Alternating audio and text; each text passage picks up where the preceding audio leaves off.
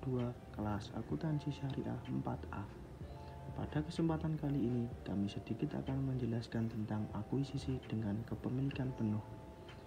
Sebelum masuk ke dalam materi, izinkan kami mengenalkan anggota kelompok kami.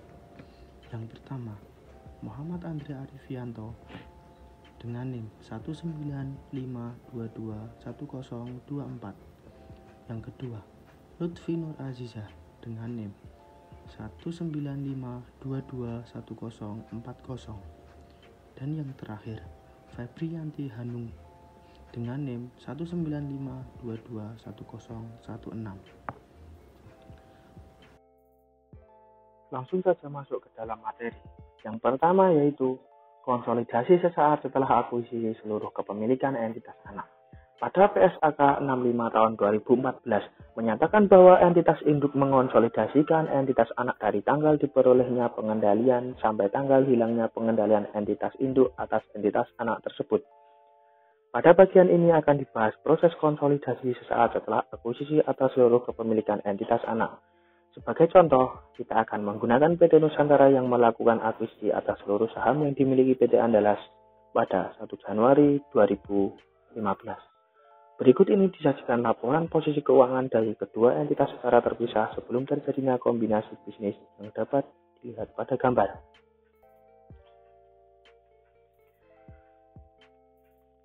PT Nusantara membeli seluruh saham PT Andalas seharga Rp1.200.000.000. Pada saat dilakukan akuisisi, diketahui pula bahwa nilai wajar dari aset dan liabilitas PT Andalas adalah sama dengan nilai tercatatnya seperti yang ditampilkan pada gambar. Nilai tercatat dari seluruh ekuitas PT Andalas adalah Rp1.200.000.000, sehingga nilai investasi yang dikeluarkan oleh PT Nusantara sama dengan nilai tercatat dari seluruh saham yang diperoleh.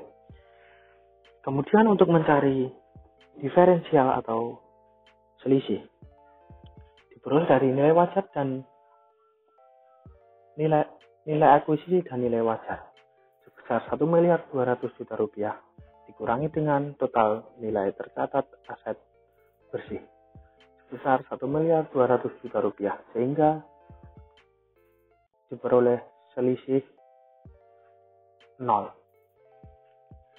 Kemudian PT Nusantara mencatat transaksi akuisisi PT Andalas dengan jurnal berikut. Pada tanggal 1 Januari 2015, investasi pada PT Andalas sebesar Rp1.200.000.000 di posisi debit dengan kemudian kas sebesar Rp1.200.000.000 pada sisi kredit. Setelah terjadi akuisisi, kemudian dibuat laporan posisi keuangan sebagai berikut. Laporan posisi keuangan PT Nusantara dan PT Andalas setelah transaksi akan tampak seperti yang ditujukan di gambar. Perbedaan laporan posisi keuangan pada saat ini dengan laporan posisi keuangan sebelum diadakannya akuisisi, yaitu terletak pada kas pada PT Nusantara yang berkurang dan bertambahnya akun investasi. Selanjutnya yaitu mengenai kertas kerja konsolidasian. Untuk memperoleh laporan keuangan konsolidasian PT Nusantara dan PT Andalas saat setelah transaksi akuisisi ini, kita dapat menggunakan bantuan kertas kerja yang telah dijelaskan pada bagian sebelumnya. Tabel 3.2 menunjukkan kertas kerja konsolidasi untuk laporan posisi keuangan PT Nusantara dan PT Andalas. Dua kolom pertama dari kertas kerja pada tabel 3.2 adalah saldo yang diperoleh dari laporan posisi keuangan PT Nusantara dan PT Andalas. Seperti yang ditunjukkan pada tabel 3.2. Saldo untuk setiap perusahaan ditempatkan berdampingan untuk memudahkan proses konsolidasi. Jika terdapat lebih dari satu entitas anak yang akan dikonsolidasikan, dapat ditambahkan kolom lainnya untuk entitas anak tersebut.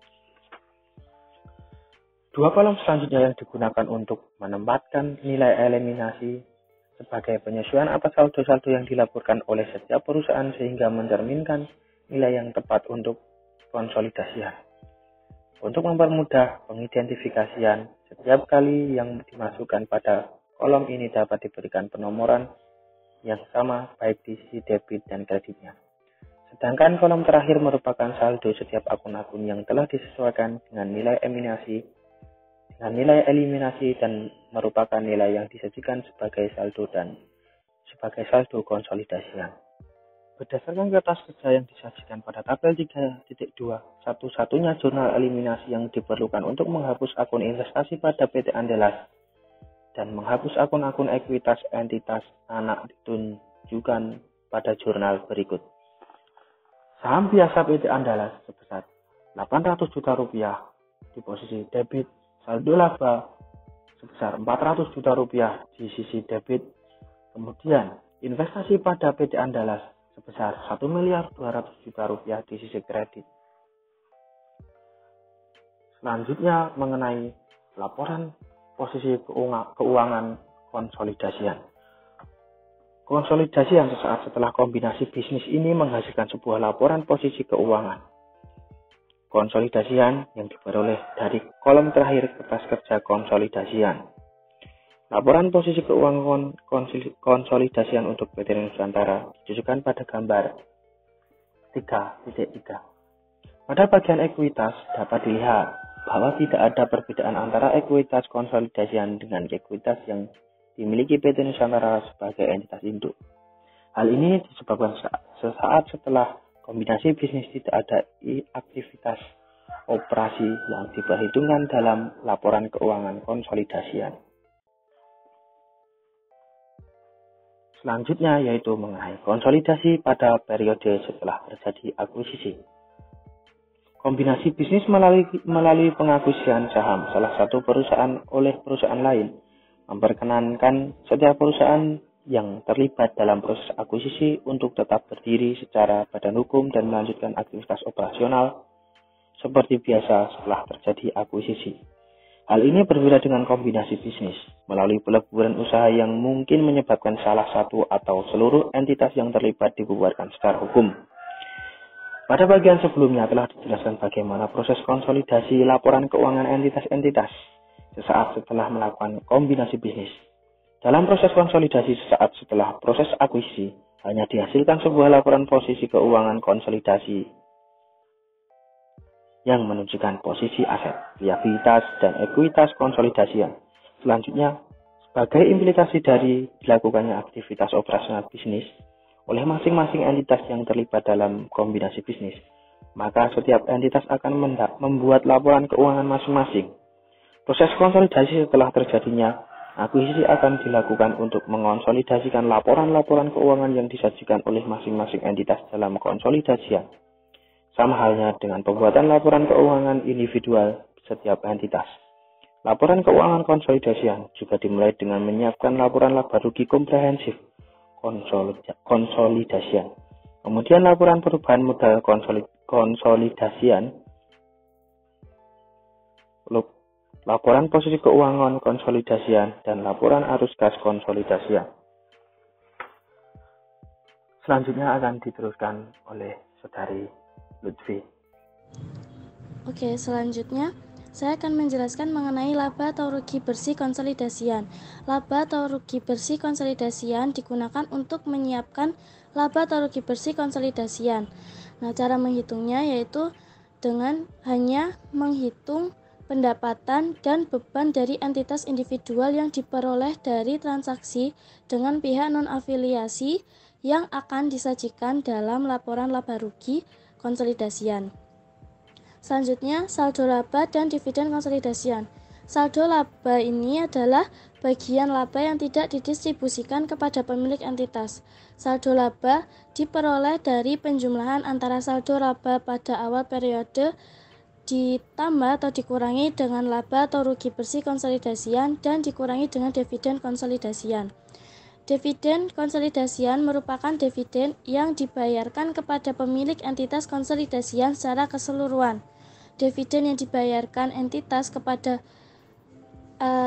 dibayarkan entitas anak kepada entitas induk tidak dianggap sebagai pembayaran dividen konsolidasian dan perlu dieliminasi dalam kertas kerja konsolidasian. Selanjutnya ada kertas kerja konsolidasian. Formatnya seperti di gambar ya. Itu ada kolom nama akun, kolom neraca saldo terdiri dari entitas induk dan entitas anak.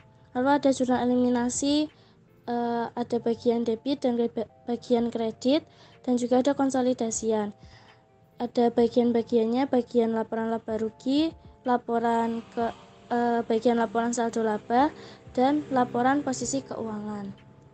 Selanjutnya, konsolidasi setelah terjadinya akuisisi.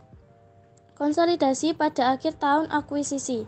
Ini neraca saldonya mengikuti transaksi akuisisi PT Nusantara dan PT Andalas sebelumnya. Diketahui bahwa selama tahun berjalan PT Nusantara ini mengumumkan dan membagikan dividen sebesar 300 juta. Sedangkan PT Andalas ini mengumpulkan dan membagikan dividen sebesar 50 juta. PT Nusantara sebagai entitas yang memiliki PT Andalas akan mencatat transaksi terkait penerimaan dividen dari entitas anak. Jurnalnya pada tanggal 31 Desember 2015 dicatat kas di sebelah debit pada entitas pada PT Andalas di sebelah kredit sebesar 50 juta. Lalu selanjutnya, selama tahun berjalan, PT Andalas juga melaporkan perolehan laba bersih sebesar 200 juta. PT Nusantara selaku pemilik dapat mengakui perolehan pendapatan sebesar porsi kepemilikan atas PT Andalas. Nah, jurnalnya yaitu pada tanggal 31 Desember 2015, investasi pada PT Andalas dicatat di sebelah debit sebesar 200 juta dan di sebelah kredit dicatat bagian laba atas PT Andalas sebesar 200 juta. Lalu ada perhitungan jurnal eliminasi per 31 Desember 2015. Nah, ini kolomnya ada rasio investasi non pengendali sama dengan modal saham, saldo laba. Cara menghitungnya kita catat dulu pada saldo 1 Januari 2015, saldo awalnya di tahun 2015. Rasionya sebesar 100:0. Investasinya diambil dari saldo awal investasi awalnya anak perusahaannya, yaitu dari PT Andalasnya sebesar 1.200.000.000. Modal sahamnya diketahui bahwa dia memiliki modal saham sebesar 800 juta. Saldo laba juga diambil dari saldo awal tahun 2015-nya sebesar 400 juta. Laba bersih sebelumnya diketahui bahwa laba bersihnya sebesar 200 juta, maka dicatat di bagian investasi dan saldo laba. Lalu ada juga diketahui bahwa PT Andalas ini mengumumkan dividen sebesar 50 juta ditaruh di investasi dan saldo laba. Karena dividen ini bersifatnya mengurangi, jadi dia dikurangi. Nah, nanti hasilnya jadi saldo 31 Desember 2015, jadi saldo akhir di tahun 2015 sebesar investasinya 1.350.000.000, modal sahamnya tetap 800 juta dan saldo labanya menjadi 550 juta. Jurnal eliminasi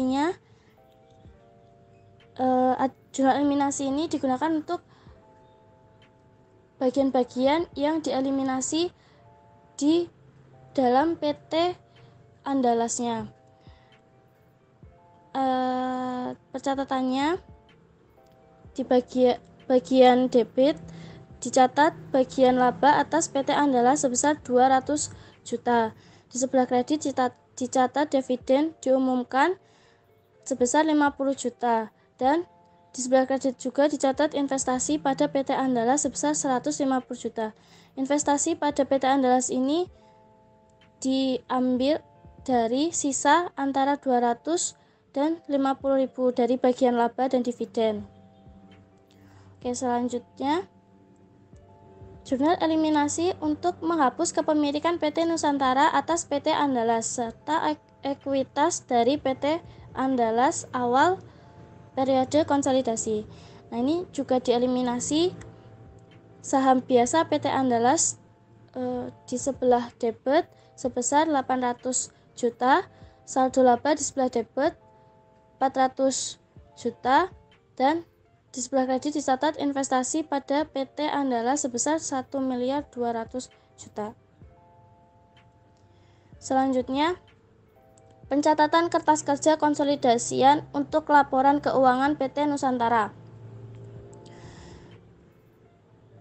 Ini ada 6 kolom yang berisi nama akun, neraca saldo, jurnal eliminasi, dan konsolidasian. Pada neraca saldo ditulis seperti neraca saldo awal neraca saldo PT Nusantara dan PT Andalas. Lalu jurnal eliminasi didapat dari jurnal yang sudah dieliminasi, seperti bagian laba atas PT Andalas, dividen diumumkan, investasi pada PT Andalas, saham biasa, saldo laba, dan investasi pada PT Andalasnya. Cara pemasukannya, penghasilan dari anak usaha ini dicatat sebagai bagian laba atas PT Andalas di sebelah debit sebesar 200 juta. Lalu laba rugi bersih didapat dari bagian laba atas PT Andalasnya sebesar 200 juta. Saldo laba awalnya dicatat dari saldo laba sebesar 400 juta.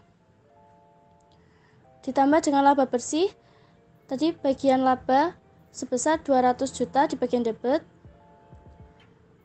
Lalu ada dividen diumumkan sebesar 50 juta dicatat di bagian kredit.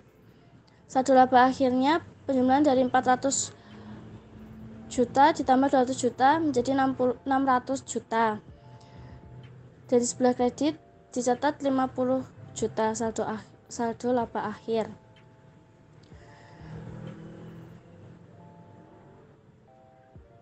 Di jurnal eliminasi juga diketahui bahwa saham biasa juga termasuk menjadi eliminasi.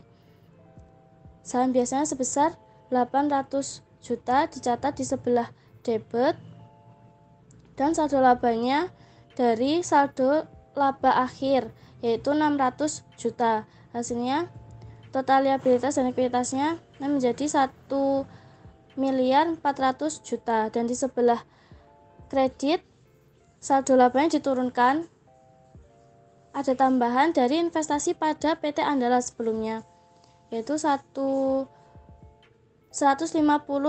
juta dan 1.200.000.000. Lalu saldo labanya diturunkan, dilaporkan juga di saldo laba sebesar 50 juta. Dijumlahkan hasilnya 1.400.000.000. Di bagian konsolidasian, nah cara menghitung dari bagian konsolidasian ini adalah dari neraca saldo PT Nusantara dan PT Andalas ini dijumlahkan dan dikurangi dengan dividen serta ditambah dengan kredit. Hasilnya dimasukkan ke konsolidasian.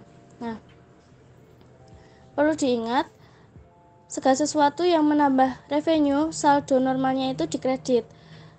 Kebalikannya, jika semuanya mengurangi revenue, akan saldo normalnya di debit. Nah, cara menghitung dari konsolidasian ini totalnya yaitu dari perhitungannya dari atas. Seperti pada total kredit ini dihitung diambil dari atasnya, yaitu 5.675.000.000. Lalu total debit penjumlahan dari 3.550.000.000 ditambah 1 miliar ditambah 275 juta ditambah 50 juta, hasilnya 4.875 juta. Nah, untuk laba rugi bersihnya ini adalah didapat dari pengurangan antara total kredit dan total debitnya. Nah, seperti itu sampai bawah. Nanti di laba rugi bersihnya 800.000 itu dilaporkan ke laba bersih di bawahnya, di bawah saldo laba awalnya. Lalu setelah itu perhitungan laba bersih konsolidasian untuk PT Nusantara dan entitas anak. Cara mencarinya, laba bersih PT Nusantara sebesar 800 juta dikurangi dengan penghasilan dari PT Andalas sebesar 200 juta ditambah dengan bagian laba atas PT Andalas sebesar 200 juta. Hasilnya yaitu laba rugi konsolidasian sebesar 800 juta. Untuk laporan posisi keuangan konsolidasian PT Nusantara dan entitas anak, ini aset dicatat di bagian sebelah kiri dan kewajiban serta ekuitas kewajiban dicatat di sebelah kanan.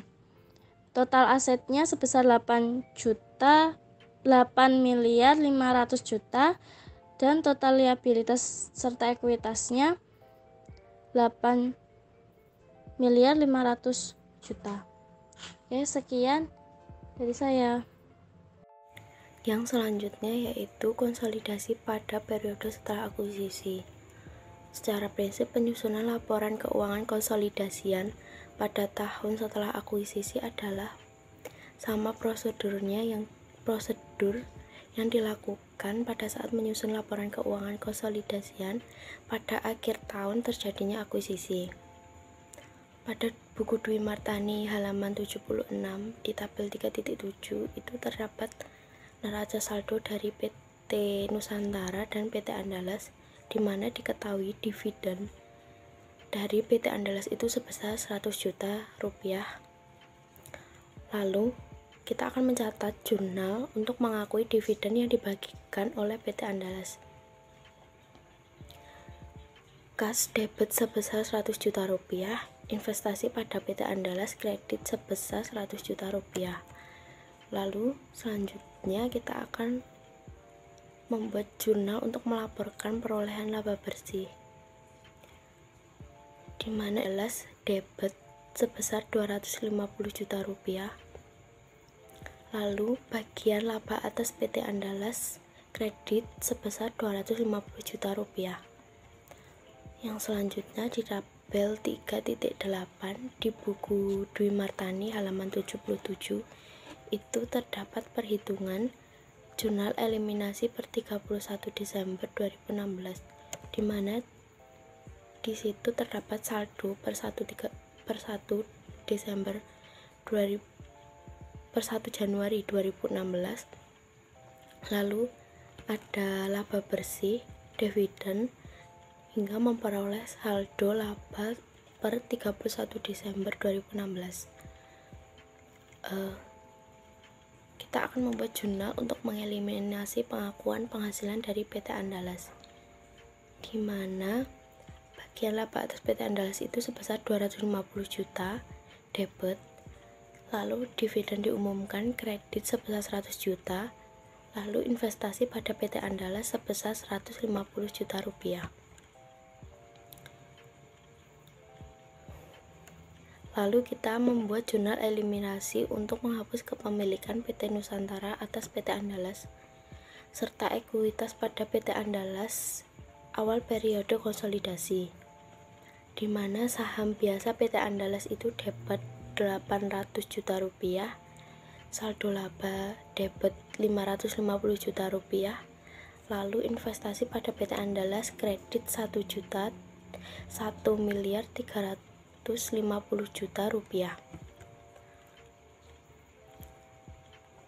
Yang selanjutnya yaitu perhitungan laba bersih konsolidasian untuk PT Nusantara dan entitas anak.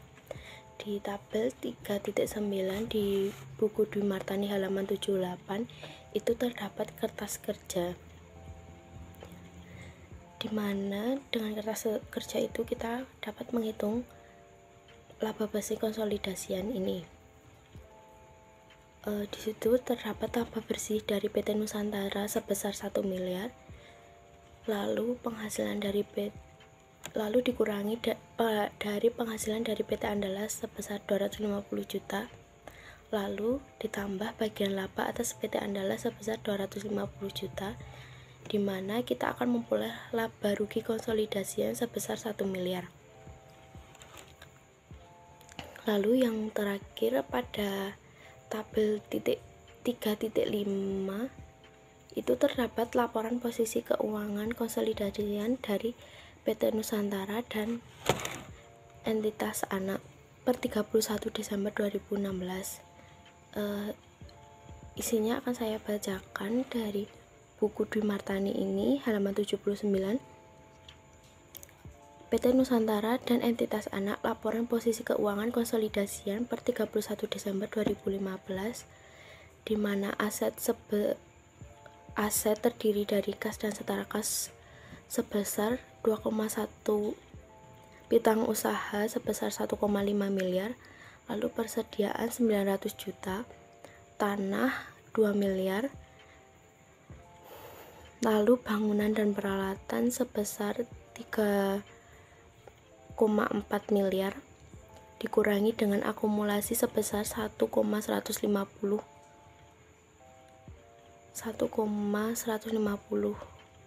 miliar 150 juta,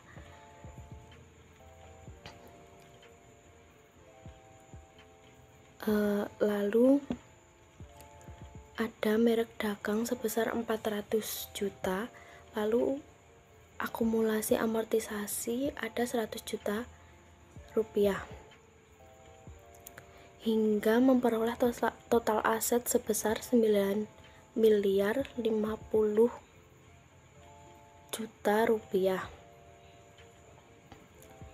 Lalu untuk kewajiban ada utang usaha sebesar 1 miliar 450 juta rupiah, utang obligasi sebesar 2 miliar, lalu ada ekuitas dari saham biasa itu ada 3 miliar, ada saldo laba juga sebesar 2,6 miliar, hingga memperoleh total liabilitas dan ekuitas sebesar 9 miliar 50 juta rupiah. Demikian presentasi dari kelompok kami. Gak ada salah kata atau kata-kata yang kurang jelas, kami mohon maaf. Wassalamualaikum warahmatullahi wabarakatuh.